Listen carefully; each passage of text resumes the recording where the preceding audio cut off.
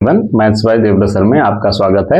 आज हम लोग बात करेंगे दो चर वाले रैखिक समीकरण, linear equation in two variable. तो मोस्ट इंपॉर्टेंट क्वेश्चंस की सीरीज चल रही है हम लोग की। तो आज हम लोग बात करेंगे linear equation in two variable पे। थोड़ा सा इंट्रोडक्शन पे बात करेंगे जो कि इंपॉर्टेंट है, फिर उसके बाद हम लोग क्वेश्चन पे बात करेंगे। तो आइए देखते हैं हम लोग क्या है। तो मान लीजिए हमारे पास समीकरण युग्म दिया है।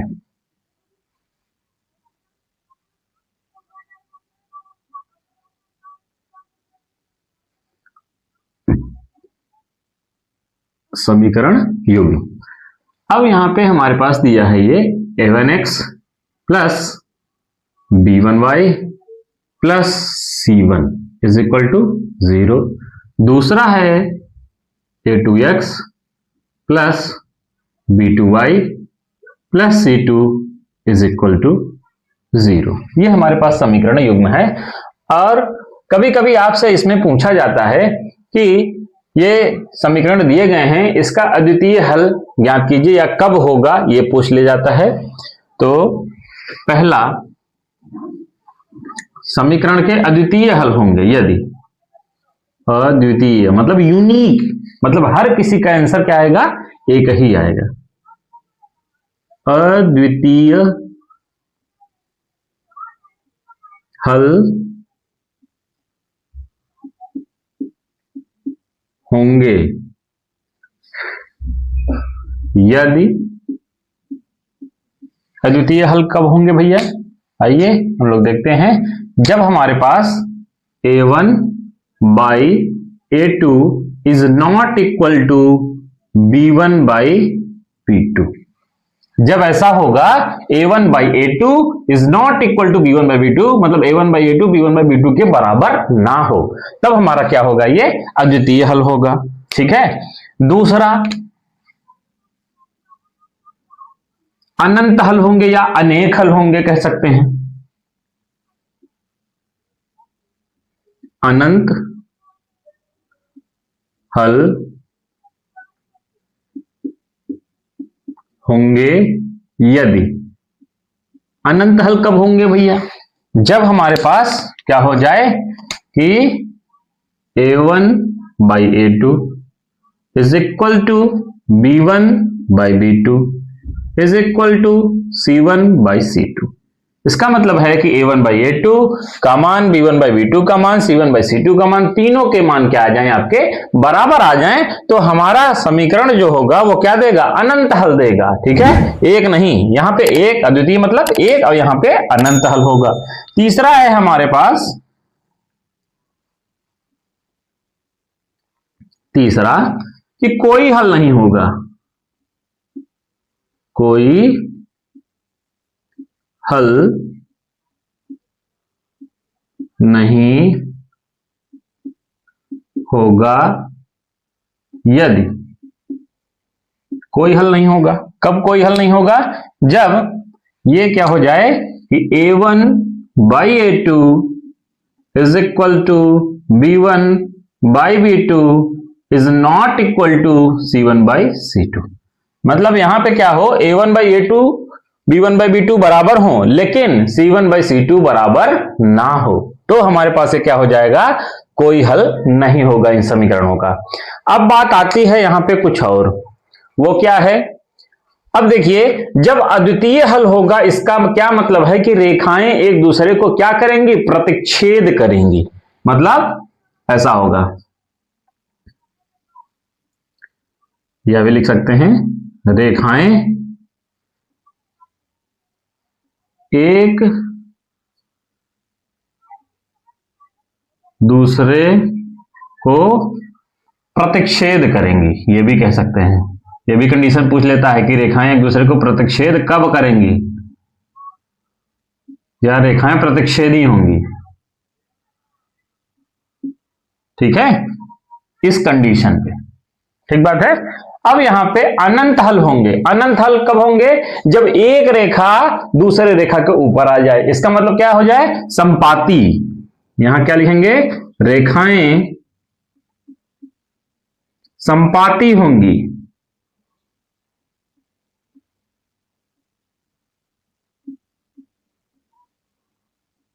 ठीक है।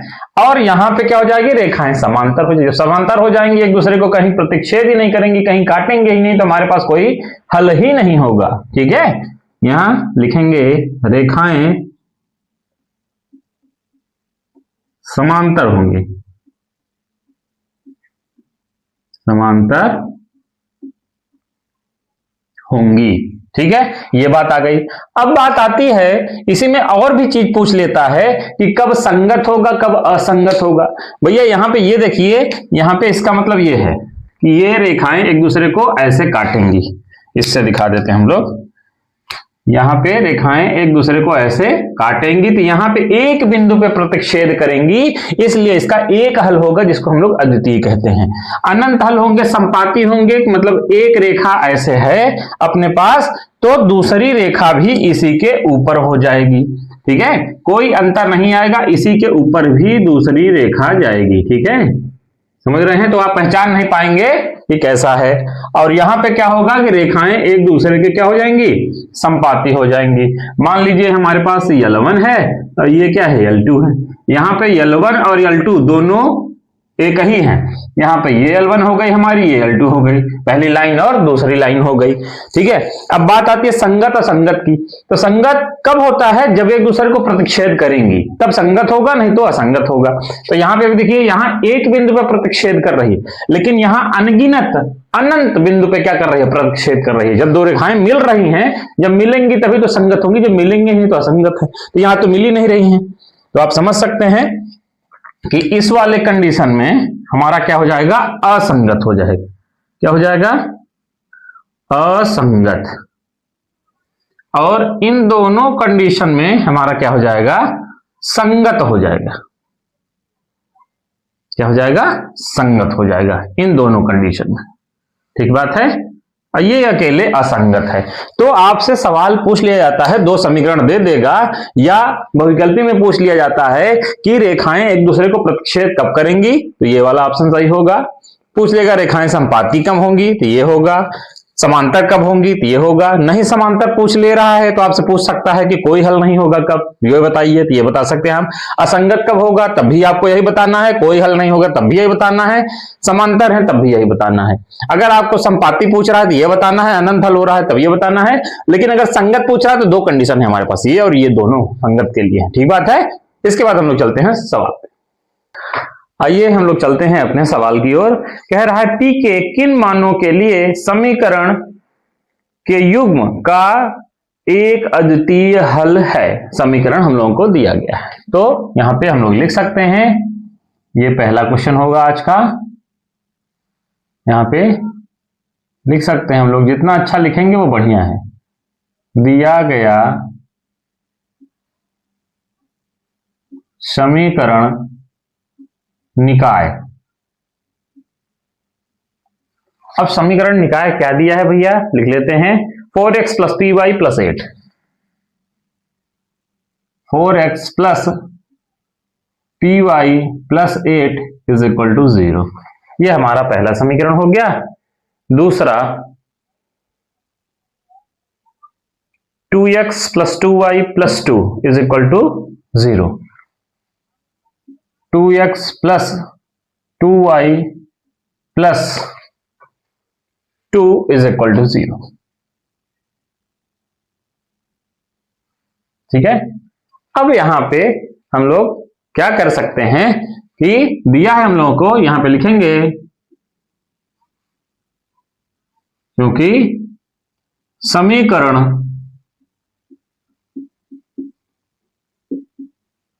निकाय का एक अद्वितीय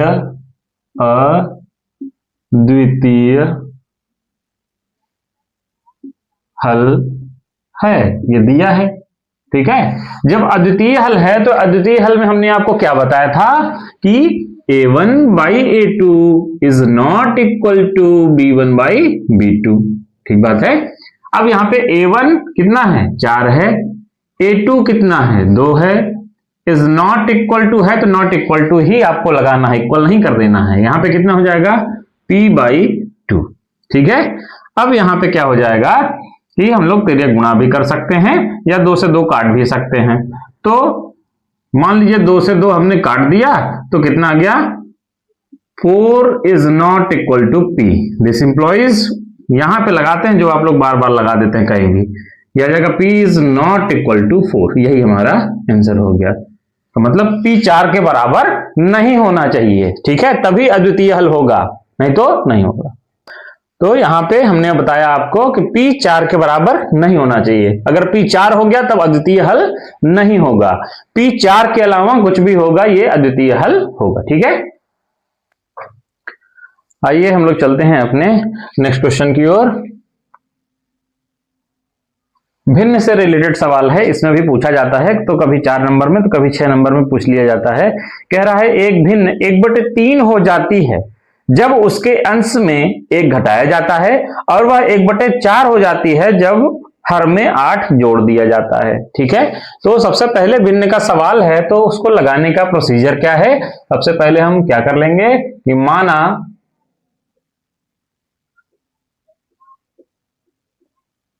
भिन्न का अंश मान लेंगे कितना, x, तथा भिन्न का हर कितना, y। हमारे पास भिन्न क्या बन जाएगा, अभीष्ट भिन्न। भिन्न हमारे पास क्या होता है, अंश बटे हर। इसका क्या मतलब है, यह आ जाएगा x बटे y। ये हमारे पास भिन्न आ गया। अब बात करेंगे हम सवाल पे। सवाल पढ़ लिया, अगर भिन्न से सवाल है तो आपको इतना तो लिखना ही लिखना है, ठीक है। अब यहां पे 2 केसेस हैं, तो प्रथम शर्त से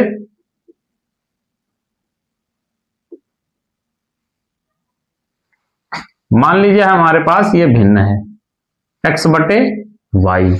कह रहा है कि 1/3 हो जाती है जब अंश में 1 घटा दिया जाता है।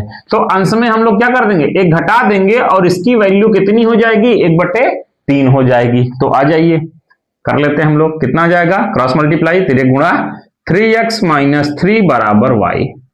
अब यहां पे देखिए y का मान डायरेक्ट निकल चुका है, तो हमको इधर उधर करने की जरूरत नहीं है कि हम विलोपन से ही लगाएंगे, डायरेक्ट प्रतिस्थापन से लगा सकते हैं। ये क्या हो जाएगा, हमारा समीकरण 1 हो जाएगा। द्वितीय शर्त से, द्वितीय शर्त से क्या कह रहा है भैया, हमें कह रहा है कि भिन्न हमारा 1/4 हो जाएगा जब हर में 8 जोड़ दिया जाए। भिन्न पहले कितना था, x बटे y। हर में क्या करने के लिए कह रहा है, 8 जोड़ने के। कह रहा है कितना हो जाएगा, 1/4 हो जाएगा। क्रॉस मल्टीप्लाई करिए, कितना हो जाएगा, 4x बराबर कितना, y + 8। अब देखिए y का मान हम लोगों ने निकाल रखा है, तो y का मान रख देते हैं यहाँ पे, ठीक है। इसको समीकरण 2 बना देते हैं यहीं पे, क्या दिक्कत है। तो समीकरण 1 व 2 से क्या करेंगे, y का मान समीकरण 1 से 2 में रख देंगे। हमारे पास यहाँ पे है 4x = y का मान कितना है, 3x - 3 + 8। x को इधर ले आइए, 4x - 3x = 8 में से 3 घट जाएगा, कितना आ जाएगा, ये 5 आ जाएगा। अब x में से 4x में से 3x घट जाएगा, कितना आ जाएगा, 5 आ जाएगा। यानी कि x बराबर ये कितना आया, 5 आ गया। अब x का मान उठा के हम लोग कहां रख देंगे, किसमें, 1 में रख देंगे। x का मान समीकरण 1 में रखने पर, तो रख दीजिए, यहां पे रखेंगे तो 3 × 5 - 3 हो जाएगा।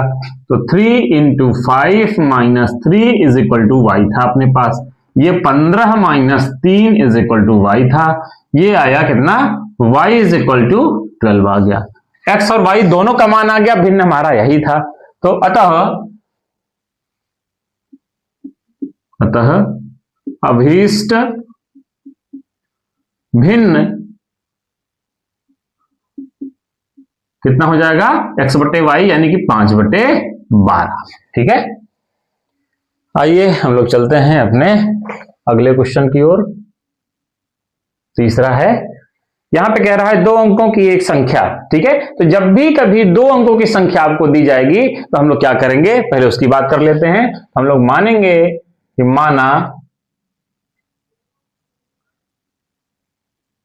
दहाई का अंक बराबर x तथा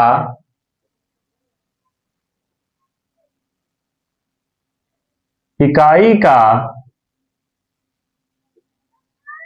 अंक बराबर y।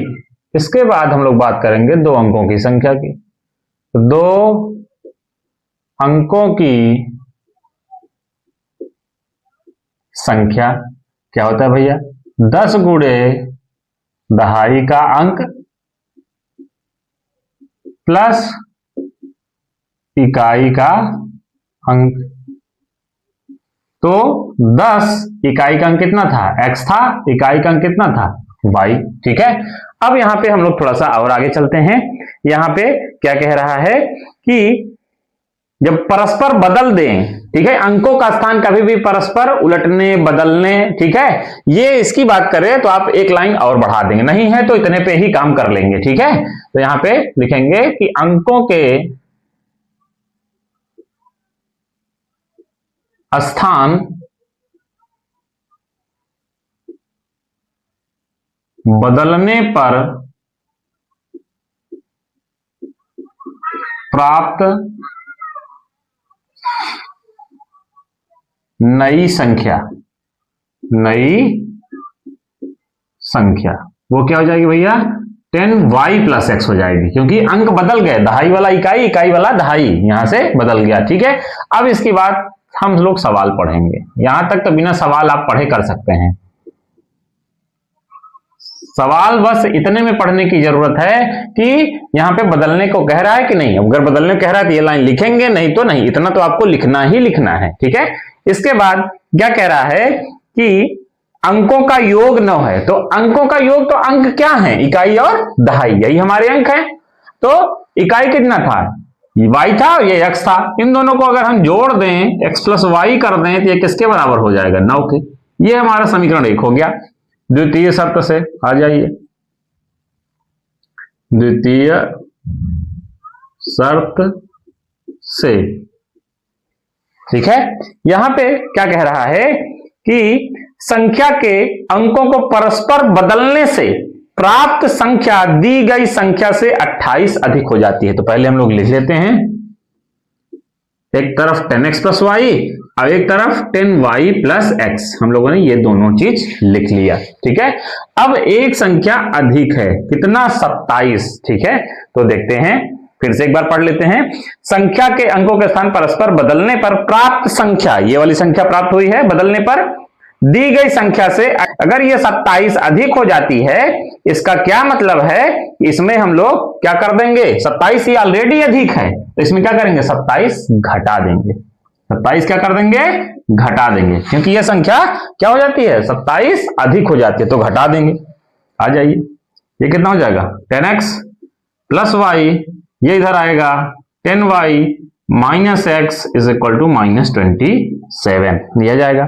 अब यहां पे 10x में से एक x घट जाएगा, कितना आ जाएगा, 9x minus 9y is equal to -27। 9 से भाग दे देंगे, यह आ जाएगा x माइनस वाई बराबर -3। समीकरण 2 हो जाएगा।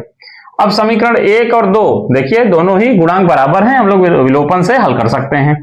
कितना आ जाएगा, ये x प्लस वाई बराबर 9। समीकरण अपना 1 है, कुछ करने की जरूरत नहीं है। अब यहां पे y वाला अगर देखें तो गुणांक भी बराबर है, चिन्ह क्या है, विपरीत है। जब चिन्ह विपरीत है तो हम लोग क्या लिख सकते हैं, जोड़ने पर। जब चिन्ह समान होता है तो हम लोग क्या लिखते हैं, घटाने पर, ठीक है। यहां लिख देंगे कितना, जोड़ने पर। तो जोड़ दीजिए भैया, ये क्या हो जाएगा, y वाला कट जाएगा, x कितना हो जाएगा, 2x हो जाएगा, और ये कितना हो जाएगा, 6 हो जाएगा। यहां से हम लोग क्या कर लेंगे, x का मान निकाल लेंगे, कितना आ जाएगा, ये 3 आ जाएगा, ठीक है। अब x का मान 3 आ गया तो हम लोग समीकरण 1 2 कहीं भी रख सकते हैं, तो 1 में रखते हैं हम लोग, x का मान समीकरण 1 में रखने पर, तो रख दीजिए भैया। कितना था, x प्लस वाई, तो कितना हो जाएगा 3 plus y is equal to 9 हो जाएगा। ये 3 plus y is equal to 9। Y is equal to कितना हो जाएगा 9 minus 3। Y is equal to कितना हो जाएगा, ये 6 हो जाएगा। ठीक है, अब हम क्या कर देंगे, अतः ये x और y का मान आपसे नहीं पूछा था, आपसे पूछा था कि 2 अंकों की संख्या आपकी कितनी होगी। ठीक है, तो आइए, अतः 2 अंकों की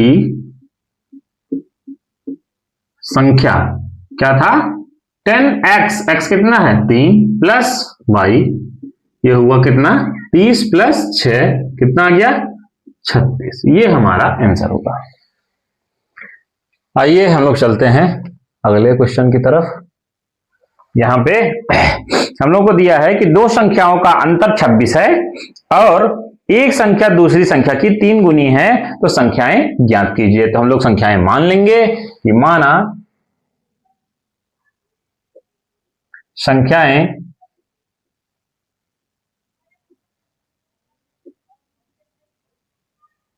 x तथा y हैं, तो प्रथम शर्त से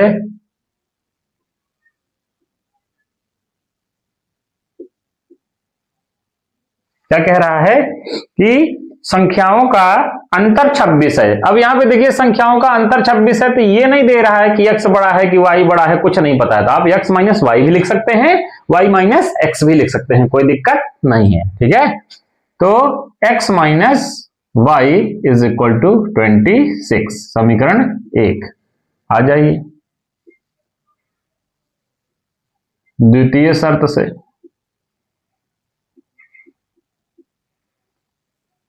ये क्या कह रहा है कि एक संख्या दूसरी संख्या की 3 गुनी है। अब x y के 3 गुना हो सकता है, y x के 3 गुना हो सकता है। ठीक है, इसका मतलब ये बड़ा है। ठीक है, तो ये क्या हो जाएगा अपने पास x is equal to 3y, समीकरण 2।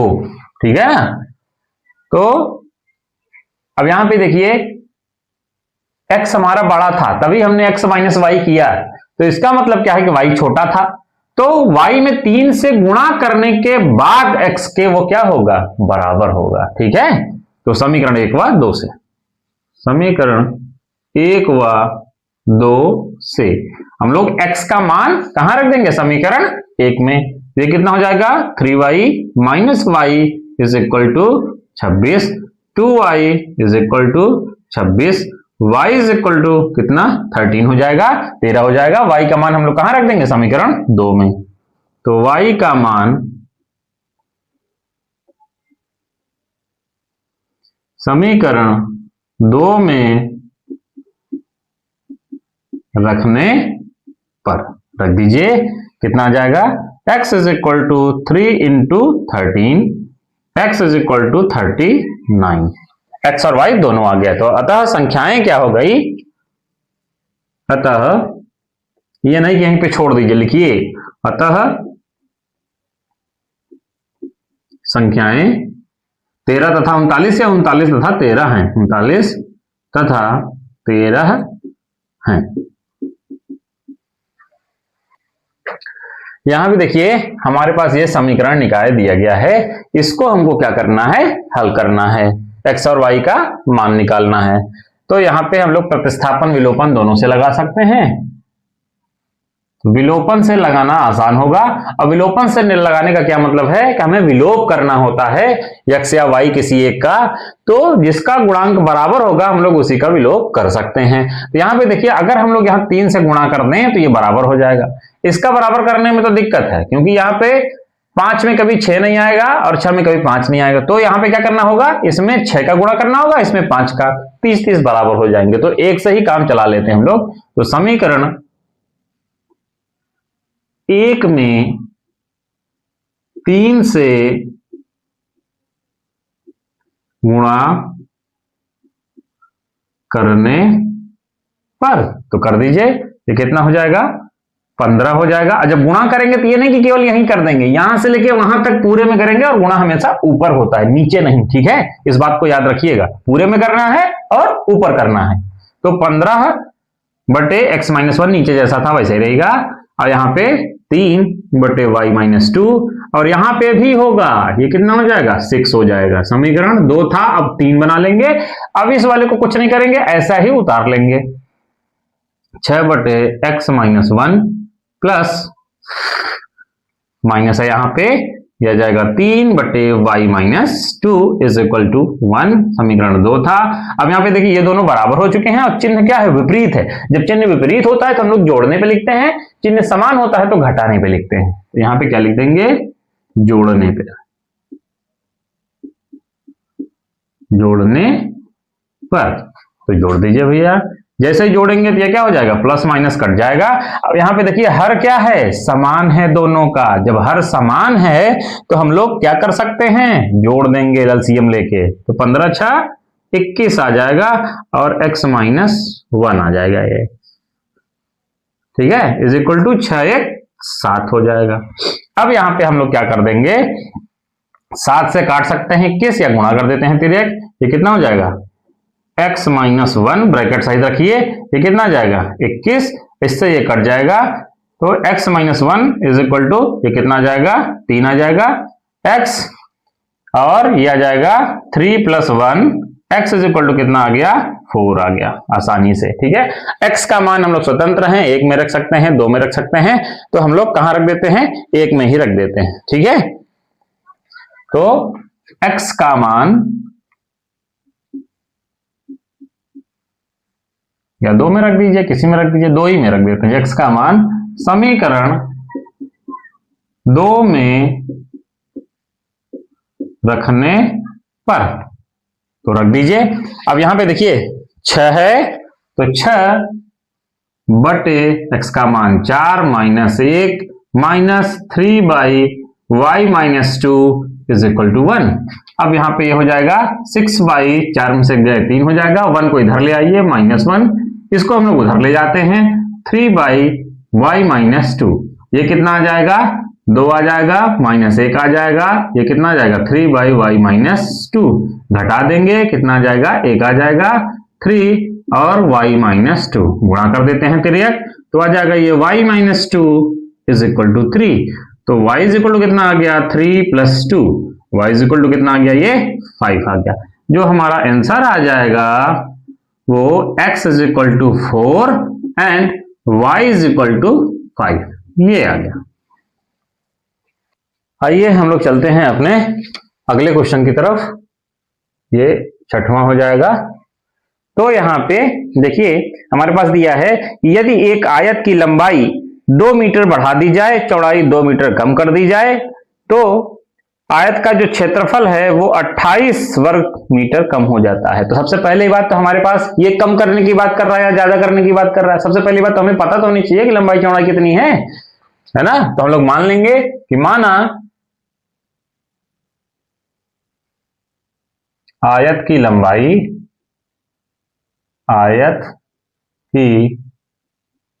लंबाई बराबर x मीटर तथा आयत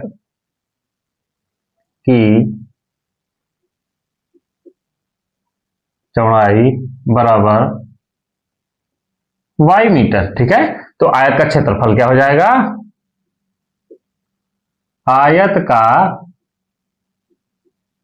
क्षेत्रफल कितना हो जाएगा xy, और ये मीटर स्क्वायर हो जाएगा, ठीक है। इसके बाद हम बात करेंगे सवाल पे प्रथम शर्त से, ठीक है। अब क्या कह रहा है कि यदि हम लोग क्या कर दें कि लंबाई 2 मीटर बढ़ा दें, चौड़ाई क्या कर दें 2 मीटर कम कर दें। यहां पे देखिए हम लोगों ने क्या कर दिया, लंबाई को 2 मीटर बढ़ा दिया और चौड़ाई को 2 मीटर क्या कर दिया कम कर दिया। जब गुणा करेंगे तब क्या आएगा, क्षेत्रफल आएगा। ये क्षेत्रफल और ये क्या है, ये पुराना वाला क्षेत्रफल। अब देखिए क्या कह रहा है कि कम कर दें तो क्षेत्रफल 28 वर्ग मीटर कम हो जाता है। ठीक है, 28 वर्ग मीटर क्या हो जाता है हमारा, कम हो जाता है। जब कम हो गया 28 तो क्या कर देंगे, 28 जोड़ देंगे, ये कम हो गया ना, क्योंकि दोनों पलझा हमारा क्या होना चाहिए, लेफ्ट और राइट बराबर होना चाहिए। ये कह रहा है कि अगर हमने ऐसा कर दिया तो हमारा क्षेत्रफल इससे 28 क्या हो गया, कम हो गया। अगर ये कम हो गया या तो इसको भी 28 आप कम कर दीजिए, ठीक है, या फिर ये कम है तो 28 जोड़ दीजिए, तभी तो बराबर होगा। तो गुणा कर दीजिए इसका, यह आ जाएगा xy और -2x, फिर 2y और कितना -4 plus 28 is equal to x और y।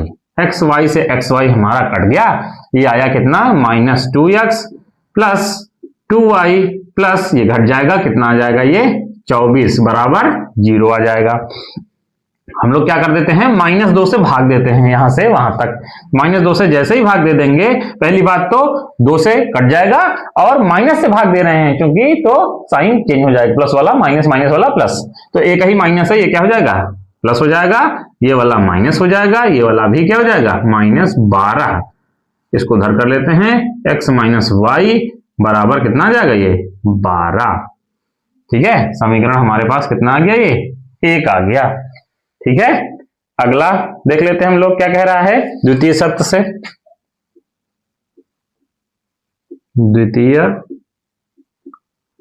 शर्त से क्या कह रहा है, ये कह रहा है कि यदि हम लोग क्या कर दें, लंबाई और चौड़ाई दोनों में क्रमशः 1 मीटर और 2 मीटर बढ़ा दें, लंबाई में 1 मीटर और चौड़ाई में 2 मीटर, लंबाई में 1 मीटर कम कर दें और चौड़ाई में 2 मीटर बढ़ा दें। लंबाई में हम लोगों ने क्या कर दिया, 1 मीटर कम कर दिया और चौड़ाई में हमने क्या कर दिया, बढ़ा दिया। ठीक है, तो क्या कह रहा है कि हमारा जो क्षेत्रफल है वो 33 वर्ग मीटर क्या हो जाता है, बढ़ जाता है। ठीक है, अब 33 बढ़ जाता है तो हमें क्या करना पड़ेगा, 33 घटाना पड़ेगा, तब जाके पुराने वाले क्षेत्रफल के बराबर होगा। गुणा कर दीजिए फिर से वही बात, xy प्लस 2x, यहाँ पे -y और -2, ये आ जाएगा -33 इज इक्वल टू x और y। xy से xy यहां भी कैंसिल आउट हो जाएगा, ये आ जाएगा अपना 2x -y, ये कितना हो जाएगा -35 इज इक्वल टू 0 हो जाएगा। आइए इधर चलते हैं हम लोग, ये 35 उधर चला जाएगा, ये आ जाएगा कितना 2x माइनस कितना हो जाएगा ये y इज इक्वल टू 35। समीकरण 2 हमारे पास एक कितना था, x -y बराबर 12, तो x -y is equal to 12, ये हमारा समीकरण 1 हुआ। अब यहां पे देखिए दोनों का चिन्ह क्या है, समान है और पूर्णांक बराबर भी हैं। जब चिन्ह समान होता है तो हमने आपको बताया क्या लिखते हैं, घटाने पर, और जैसे ही हम लोग घटाने पर लिखते हैं सबका चिन्ह क्या कर देते हैं, बदल देते हैं, प्लस का माइनस, माइनस का प्लस, तभी घटाएंगे। ये प्लस में था नीचे माइनस लगाएंगे, ये माइनस में था नीचे प्लस लगाएंगे, ये प्लस में था यहां भी माइनस लगाएंगे। ये हमारा y से y कैंसिल आउट, 2x में से एक x घट जाएगा, कितना आ जाएगा, x आ जाएगा। अब यहाँ पे 35 में से 12 घटा देंगे, हमारे पास कितना आ जाएगा, 23 आ जाएगा। ये x बराबर हमारे पास कितना आ गया, ये 23 आ गया। x का मान हम लोग कहां रख देते हैं, समीकरण 1 में रख देते हैं। तो x का मान समीकरण 1 में रखने पर तो रख दीजिए भैया, कितना आ जाएगा 23 माइनस वाई, यही समीकरण 1 था, इज इक्वल टू 12। ये आया कितना 23 minus 12 is equal to y, y is equal to कितना आ जाएगा, ये 11 आ जाएगा। अब पूछा क्या है हमसे कि आयत का क्षेत्रफल ज्ञात कीजिए, तो अतः आयत का क्षेत्रफल बराबर x गुणे वाई था, तो x कितना 23 गुणे वाई कितना, ये 11, तो ये हो जाएगा 11 तिहाई 33 और 11 दूना 22 और 22 तीन 25, 253 मीटर स्क्वायर, ये हमारा आंसर होगा। आइए हम लोग चलते हैं अपने अगले सवाल की ओर। कह रहा है एक नाव 10 घंटे में धारा के प्रतिकूल और धारा के प्रतिकूल 30 किलोमीटर तथा धारा के अनुकूल 44 किलोमीटर जाती है। 13 घंटे में वह 40 किलोमीटर धारा के प्रतिकूल एवं 55 किलोमीटर धारा के अनुकूल जाती है। धारा की चाल और नाव की चाल दोनों पूछ रहा है, तो हम लोग को मानना पड़ेगा कि माना नाव की चाल, या लिख सकते हैं हम लोग शांत जल में नाव की चाल, या स्थिर जल में लिख सकते हैं। माना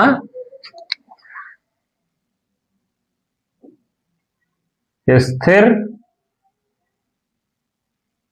जल में नाव की चाल कितना, x किलोमीटर प्रति घंटा, x किलोमीटर प्रति आवर। और ये तो हो गया नाव की चाल। धारा की चाल, धारा की चाल ये कितना, y किलोमीटर पर आवर। ठीक है। अब इसके बाद धारा के अनुकूल, धारा के अनुकूल या दिशा में भी हम लोग कहते हैं, धारा के अनुकूल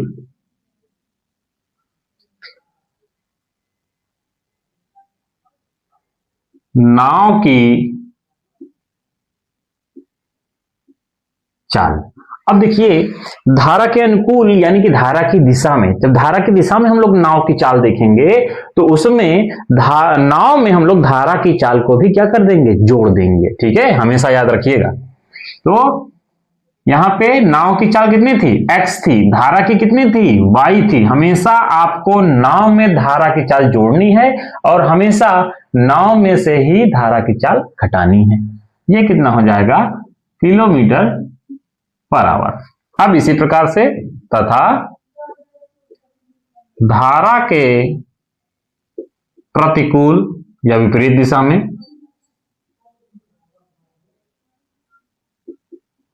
नाव की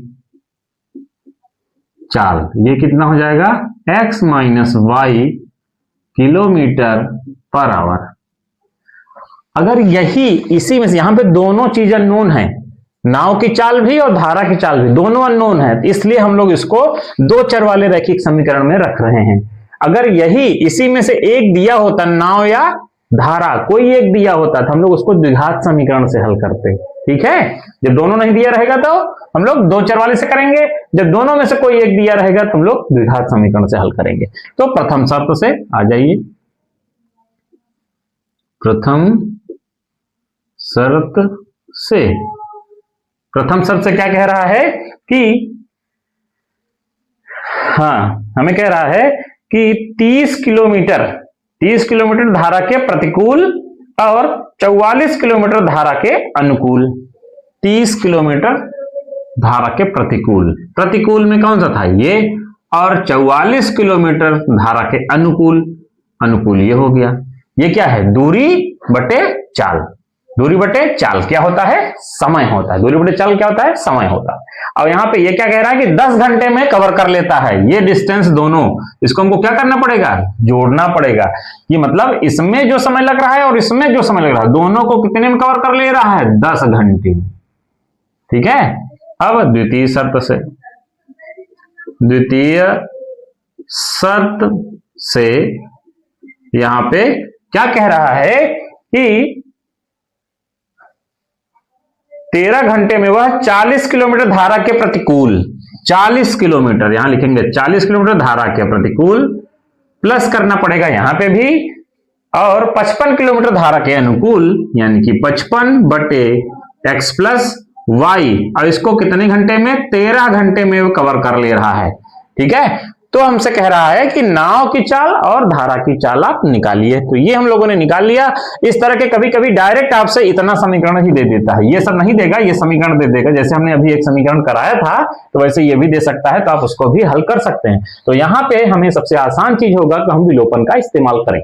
तो विलोपन विधि का इस्तेमाल करने के लिए हमें गुणांक को बराबर करना होगा। तो इसमें अगर हम 4 से कर दें तो 120 हो जाएगा, इसमें 3 से कर दें तो 120 हो जाएगा, तो आसानी से लग जाएगा। इसको तो और बड़ा हो जाएगा, तो इसमें समझ रहे हैं, इसमें क्या करना पड़ेगा, 5 से, इसमें 4 से, और बड़ा हो जाएगा, तो यही कर लेते हैं।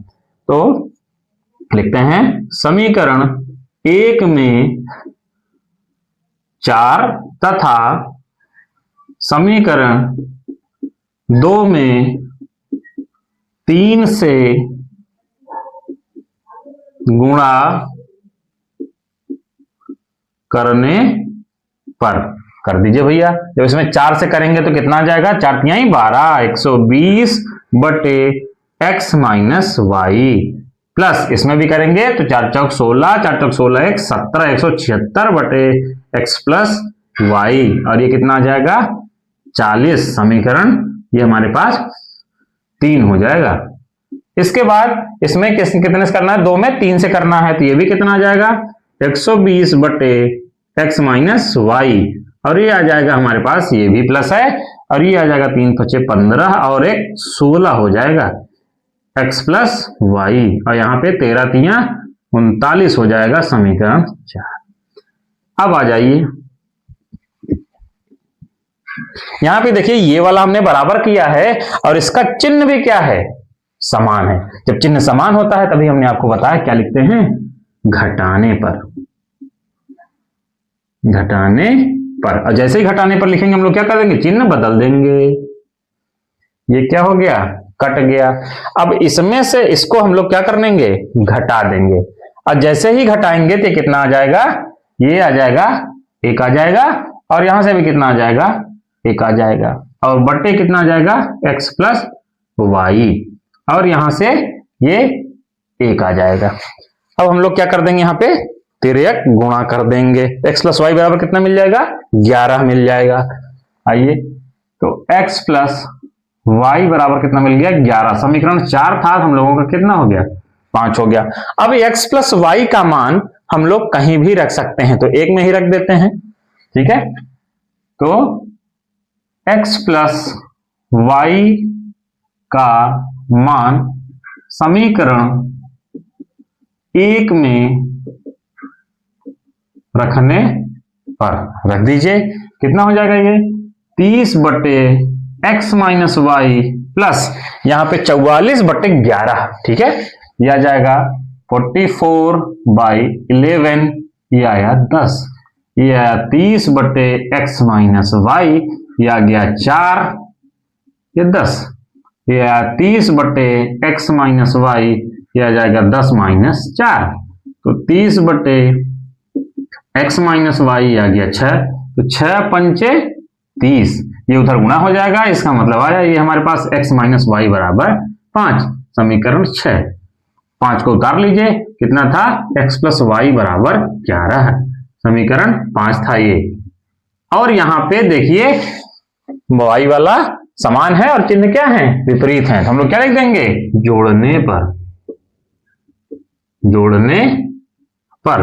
ये हमारा क्या हो जाएगा, कट जाएगा, 2x बराबर हमारा आ जाएगा ये 16, x बराबर कितना आ जाएगा 8 आ जाएगा। x का मान रख देते हैं समीकरण 5 में, x का मान समीकरण 5 में रखने पर रख दीजिए, कितना हो जाएगा 8 प्लस वाई बराबर 11, वाई बराबर 11 माइनस 8, वाई बराबर 3, तो अतः ये अलग चीज है, अतः स्थिर जल में नाव की चाल बराबर कितना 8 किलोमीटर प्रति घंटा तथा धारा की